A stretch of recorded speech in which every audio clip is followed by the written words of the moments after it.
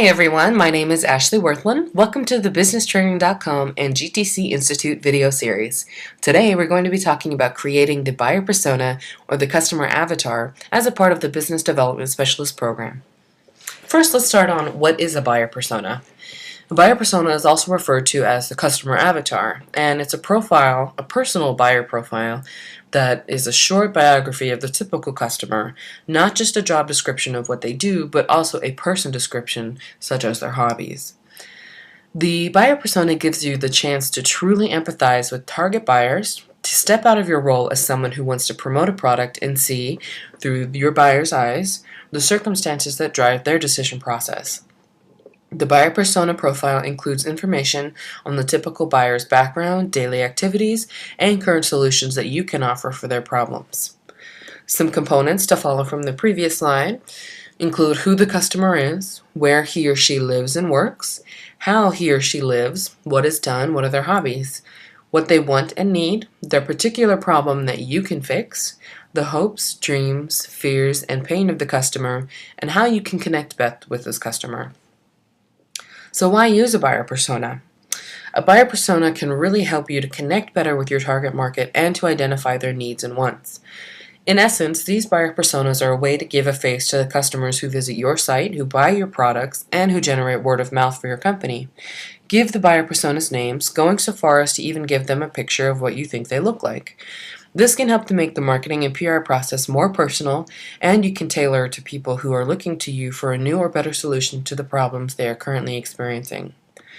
In public relations, knowing who to target in terms of publications, your website, and the media is critical to your success. Like advertising, you must know who you are targeting before you can have any measure of successful communication. Moreover, make an effort to get your buyer personas involved in the communication process. Know how they like to communicate and get them acting. This also requires that your calls to action, such as your press releases, any sort of marketing initiative, is clear, and that you make benefits of doing such actions apparent. Say you want to get your customers to visit your website, make benefits obvious, and also make it obvious that you want them to go to your website. An example of a buyer persona could include the participants, alumni, and employee sections on our website, BusinessTraining.com. Many other schools and colleges also tailor their websites in the same fashion. These were created to target each buyer persona and to make them feel welcomed on the site, each different section targeting one buyer persona directly. There could also be places on the website that cater to all three audiences that talk about general knowledge of the school, as Business Training has.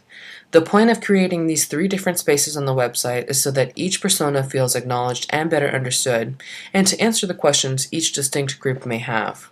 Now, there is a difference between stereotyping and creating a buyer persona. When you create a buyer persona, you are categorizing customers by their buying habits, products they use, places they frequent, etc., based on their ethnicity or race. But there's also a difference between that and stereotyping, which is generally assuming that everyone of a race and ethnicity act the same. When you create a buyer persona, you are also taking into account the areas they live in, the other races or cultures that are around them, and other general facts that may inhibit or change the buyer persona information. A good marketer and PR professional knows that stereotyping and assuming a customer will act one way can really get a company into a lot of trouble, so try to avoid assuming. So to carry from that, here's some tips to creating a buyer persona. The first step is really to get started. This may seem somewhat silly to list, but some companies forget to do things that they talk about. So get to it. Start today. Be thorough in your research. You can do primary or secondary research, just do it well. Talk to customers too to get a good feel for who your buyer persona should emulate. You can talk to current customers, target customers that you have already identified, or customers from your past. You can also talk to competitors' customers as well to see what they talk about and what they want. Just like any other business venture, you cannot assume things and hope to be correct. So avoid stereotyping and base your customer avatars on facts, not just assumptions. And as I've mentioned before, try to make it personal. Give your buyer personas a picture and a name.